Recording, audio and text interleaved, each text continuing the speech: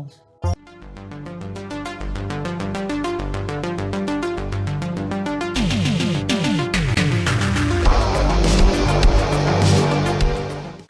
Hi, this is the Professional Amateur Hour coming to you with another review. Today we're reviewing Undergods, which is a 2021 movie and is directed by Chino Meya and stars Joanne Mayer, Geza Rohrig, Michael Gould, and Haley Carmichael. This is a dystopian movie about a declined Europe and features a bunch of vignettes about stories in this dystopia. There's a wide variety from dealing with kind of cannibalism or murderers or stalkers and all that good stuff in a dystopia. What will happen exactly? You'll have to watch the movie and find out. So what works with this film? Well, I think this movie is very reminiscent of 1984, or at least the movie. It's kind of done in that very kind of drab style. And I think that works, definitely adds to like the atmosphere of a declined Europe.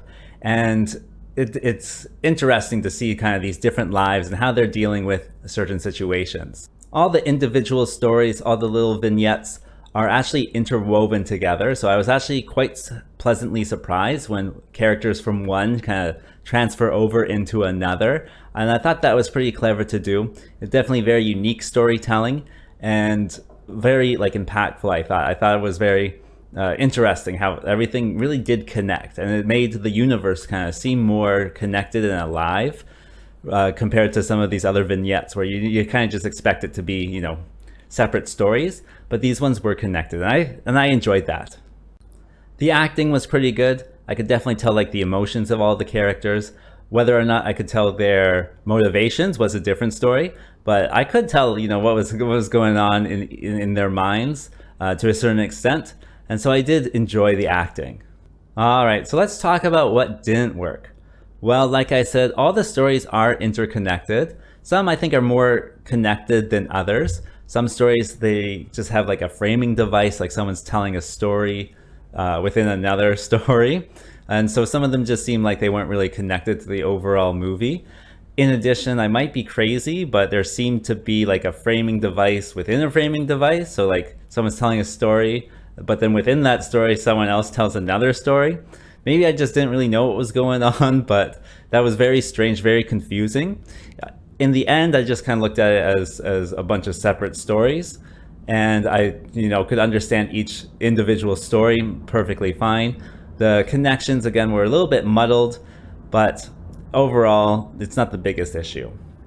So like I said, I didn't know what was going on sometimes because they just kind of like switch vignettes without really telling you, or storylines without telling you, and just introduce new ones, you know, halfway through.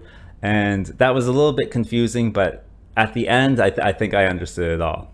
In addition, after watching it, I couldn't really figure out what the dystopian qualities was. I could definitely tell it was a dystopia, but the exact kind of mechanisms within it that make it that were kind of muddled. The quality of life differs heavily between the different stories, and so I was thinking like what is like the government, well, like how is this system run?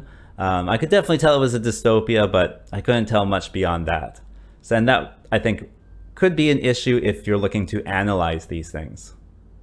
I also had an issue with the sound. I found the voices to be pretty quiet, and then like all the sound effects to be pretty loud. They kind of have this like synth tech noir soundtrack, and it does come in quite suddenly sometimes and very like shockingly. And so I didn't enjoy that, or I just shouldn't say didn't enjoy. I'll say it was very jarring when you get this tech noir stuff in your face all of a sudden. So the sound quality I think could definitely have been improved. So who is this movie for exactly?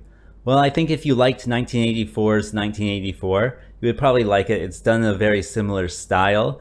It is a dystopian as well. So if you like 1984, the movie, I think you could probably get enjoyment out of this. If you just like dystopian stuff, I think you would also enjoy it pretty well. For a rating, I'm going to give it a 4.5 out of 10. But what did you think? Did you see it? Leave us a comment telling us what you thought. As always, like and subscribe, and I will see you next time.